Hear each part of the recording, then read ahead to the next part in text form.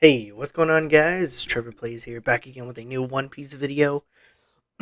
This time, it's a little different. We're doing a discussion video. I haven't really done one of these at all, really. I think this is the first time I'm doing a One Piece discussion after picking up and reading the manga. Um, but yeah, so we're doing this just because this is some new information that came out in the last chapter. Um, I have not read 1060 yet because it's not been officially, you know, officially translated yet.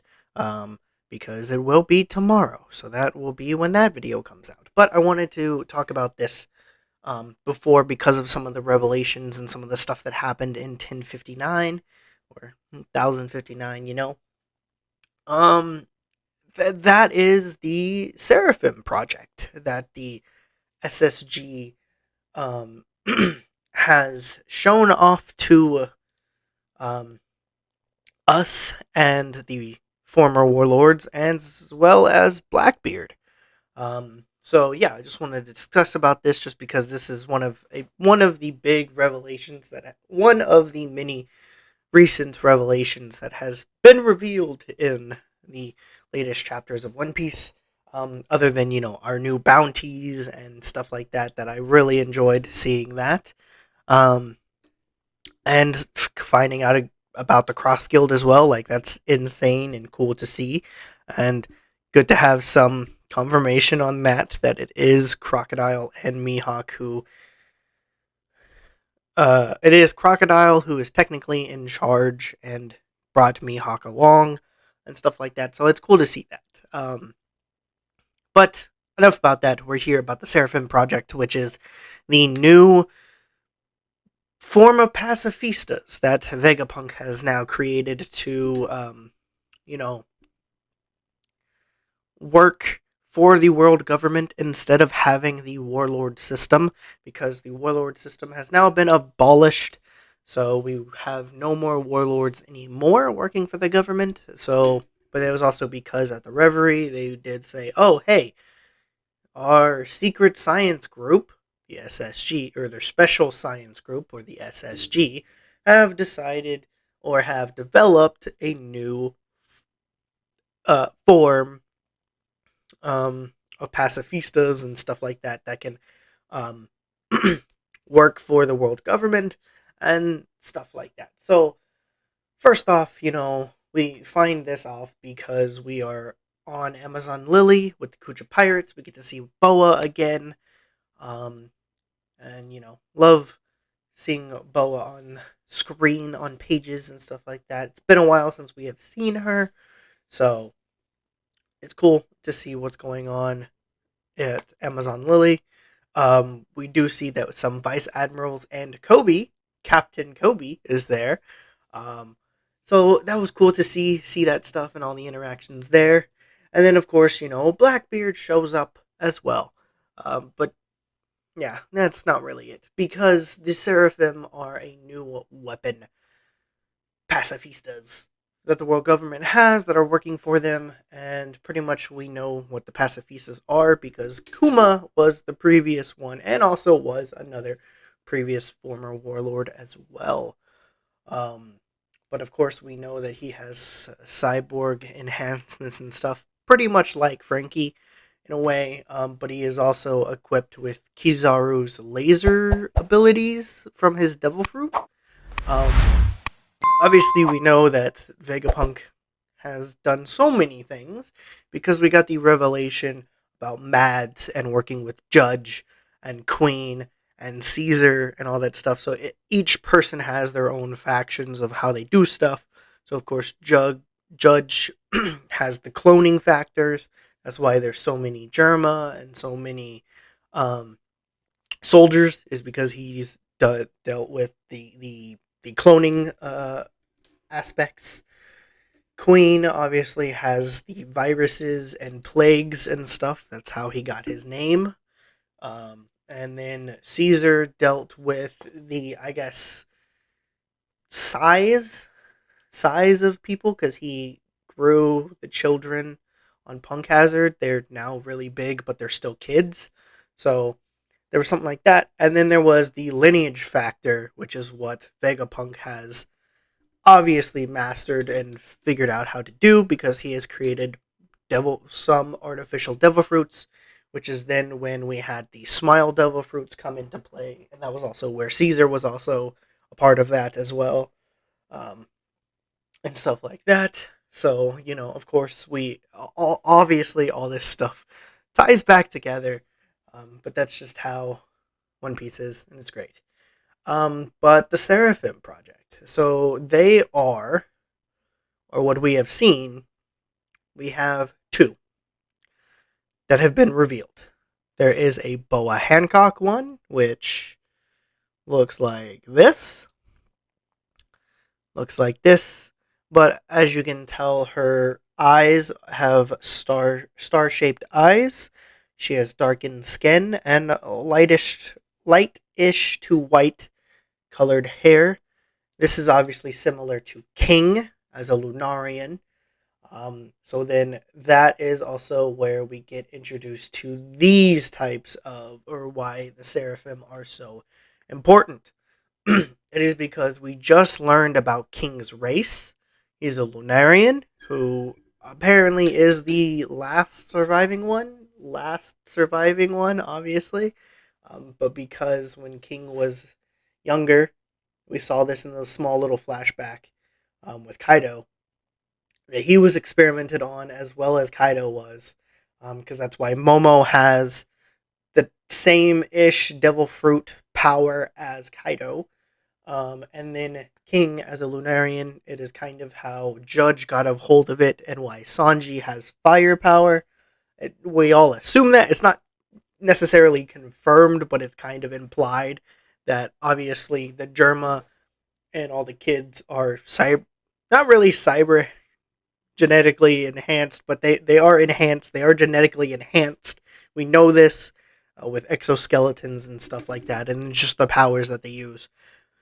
But obviously, Sanji was different because of what his mother Sora did. That's why Sanji is not necessarily a failure, but is a failure to Judge in a way.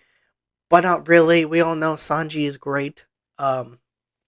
And in his own right and stuff like that. Um, but we know now that there might be a reason why he can use fire powers kind of at will, in a way. But then, like with King, it was kind of more like it was just always active. So, not too sure. I don't know, maybe. Um, But yeah, so the Seraphim Project. Obviously, if you guys don't know what seraphs are, they are an angelic being regarded in traditional Christian uh, angelology, okay, as beings to the highest order of the ninefold celestial hierarchy, associated with light, ardor, and purity. Or obviously, seraphs synonyms are an angel, really, just an angel. Um, but of course, because of how King is, he has black wings and fire as a Lunarian, of course. Um, but so do these Seraphim pacifistas. They have black wings and fire like Lunarians, and their skin is dark, and they have white-ish hair. So it's literally just making um, essentially copies of using Lunarian DNA to create pacifistas, but they are spliced DNAs with the previous warlords um, of the government. So, of course, there leaves that question is, when they joined the warlord system, did they donate blood? Was there a pact they had to create or something like that where they had to do blood and stuff like that? But then there was also the banquet hall where they ate food. But then again, Boa was not at that banquet at that time. So there was no way that they could have gotten her DNA from that. So it has to be some type of, either blood offering or some type of captured time that they had their DNA and stuff like that. So it leads to the question is, what about these? What about these right here? These are obviously the warlords of the sea. Obviously, Oda drew them as kids, so this is how they looked as kids. So we have Jinbei, Mihawk, Moria, Boa, Crocodile, Kuma, Doflamingo, and Blackbeard. And pretty much, obviously they added on the black wings and darkened their skin as a drawing here. But that's saying that these are our potential candidates to be the next Seraphim members that we end up seeing are the previous warlords, which is in turn why the warlord system was abolished, is because they're artificial, mechanical beings, they look just like the warlords, but they are stronger, supposedly, um, and they just look like Lunarians. I don't know.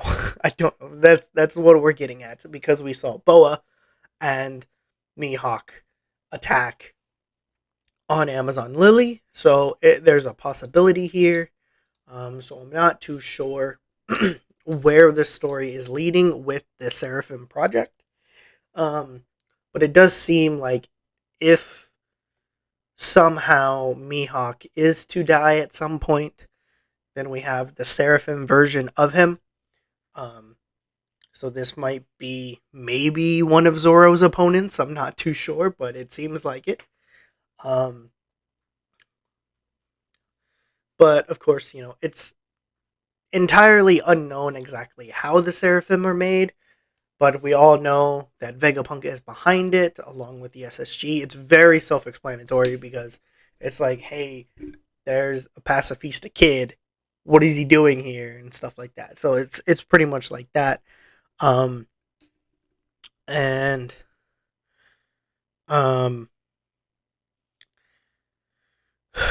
obviously, the government has, like I said, the government has warlord DNA. So it's very possible that we will at some point see the other warlords and stuff like that. So we might see another um king, and or not king, Blackbeard and Jinbei and you know stuff like that. But of course, uh, we can assume that the two powerful ones are Mihawk and Boa right now. Um, but of course, they look like their younger selves. So that's another thing too. Is there are theories going on and stuff like that of, um, you know, the whole theory that Crocodile is or was a woman. And of course, Ivankov is the only one to know their secret because they mentioned, "Hey, I know your secret" and stuff like that. And you know, it's a theory that's been going on, and that's also kind of why Crocodile's epithet is Sir Crocodile. So there's that whole theory that Crocodile used to be a woman. So the fact that, here, let me pull this back up. The Seraphim Project shows, or will probably show, what Crocodile looked like as younger. So we're not too sure. Because sure, Oda might have drawn a Crocodile as a kid here with this image here. Obviously, it's been altered to look like the Seraphims and stuff like that. But who's to say that, Crocodile was a woman at some point? We don't know. We still don't know Crocodile's full backstory yet, even though we spent an entire arc with him. I don't know. But yeah, so there's that. There's that theory going on as well because of the Seraphim Project. We still don't know the entire goal for what the SSG was striving for. I'm guessing it's because um of how this is. Because of how it is with using the Warlord's DNA, also making them into pacifistas, also using the DNA from King and the Lunarians, and then also Kizaru's somehow devil fruit power being added into this as well. It, we're seeing them being made into some of the powerful, or if not the some of the most powerful characters in One Piece. Instead of introducing us to new characters that are just stronger and stuff like that, we're just bringing back our old uh fan favorites here, but then changing their DNA and how they look, um, stuff like that. I'm not too sure, but that seems to be the way that Oda is going. Is he has now introduced us to two Seraphim pacifistas, PXs, whatever, um, and it's it's an insane revelation here because one, I wasn't sure what the SSG was entirely making, what their entire plan was of, oh, hey, we're just going to abolish the warlord system. We're just going to get rid of them. Right. We're just going to, revoke the warlord status from them. They're all just going to be normal pirates. Their bounties are now reactivated and stuff like that. Going back into, hey, you're just a normal pirate now. So I don't know. Um, but yeah, I would like to see at this point. This really just leaves the questions of who is Vegapunk? What does he look like? How has he been doing so many things behind the scenes that have been good, that have been bad, and that have just been outright crazy? That is another thing as well. Um, Good thing, Kuma protected the Sunny while they were gone. That's something that doesn't just happen, especially because Kuma was the one who sent them away. So, is Vegapunk good? Is he working with the revolutionaries? Or is he working with the government? Is he just a man of his own mind doing mad stuff? If you understand the pun, then you understand.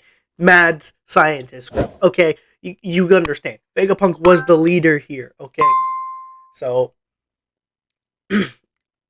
this really just brings us with more questions being asked and not having too many answers because this is how Oda likes to do things. He likes to just sprinkle in some stuff here and there, and then eventually he'll reveal it. So I'm sure sometime down the line, I don't expect in the next chapter, obviously because, the next chapter is most likely going to focus on the Straw Hats now at this point because they're about to go to a new island. So I would like to figure out which island they're going to and where the story is heading next. Eventually, obviously the Seraphims are going to come up into play at some point. Um, as of right now, it doesn't seem like they have a legit personality. Per se, I feel like they just, they're kind of just like normal PXs and stuff. But I feel like it would be a cool twist if they do have some type of personalities, but not like, like it's kind of hard to say. Um, but like, it would be cool to see Oda tackle this in a way to have them have some bit of personality as well, even though I don't know if that's possible because it's a machine. I mean, it is possible. We know different robots and stuff like that. Different robots, cyborgs, and stuff in many fictions and stuff like that. And of course, this is a story that has had so many twists and turns because when Frankie was introduced, I was completely thrown off because I was not expecting cyborgs to be in a pirate manga, but here we are. Um, but yes, overall, I think the Seraphim Project is a good idea. I think this is a good introduction into um, showing some of the stuff that Vegapunk is capable of. I mean, we've already seen so many things be revealed that Vegapunk has made, especially when he mass produced Pacifistas of Kuma back then. Like that was crazy. Um, but they've been working on the Seraphim project for a while now, and it has now been revealed that this is the next step for the world government. This is their decided weapon. They decide to have faith in it. So hopefully, actually, now that I think about it, they have faith in it. That means they don't have personalities. That means they're just robots. They're just mindless beings coming into play here. But anything can happen really in the time from now and when all of them get reintroduced to the story and also to our main crew here with the Straw Hats. So who knows really? Who knows? Um, but honestly, I have to say I really like this idea. I like maybe more projects and stuff coming out from Vegapunk. But I would really like to see Vegapunk in the at the end of all this. Like, I would like to see him finally show up, finally get to see what he looks like, finally know some stuff about this. There are so many theories and stuff going on about, well, Sanji might have Lunarian powers, Lunarian DNA at some point, something like this. So, hey, he might need to talk to Vegapunk about something. Oh, Frankie was on his island for 2 years. He might want to tell him about this stuff. And then there's all these other plot lines and things being thrown out here over the years of, the story and trying to piece it all together and to finally have it land on Vegapunk. I feel like that would be a good way to one, lead us more into the final saga of One Piece. Vegapunk has been a mystery character since almost the beginning of the story, for a while.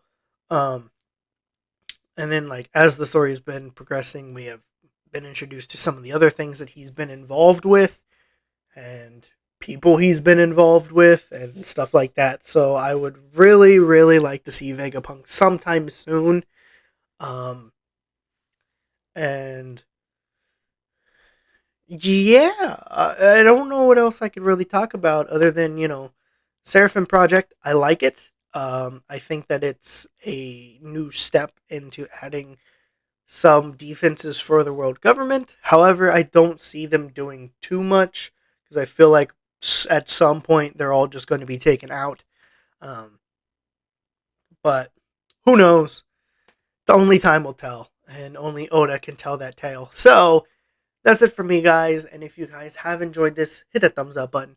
Leave some comments down below. And if you are new to my channel, please consider hitting the subscribe and notification bell. And if you guys didn't know, before I finally end this off, this is my 700th video. So thank you guys for sticking around this channel for a while. And if you are new to the channel, again, please consider hitting the subscribe and notification bell. And to many more videos, I guess. See you guys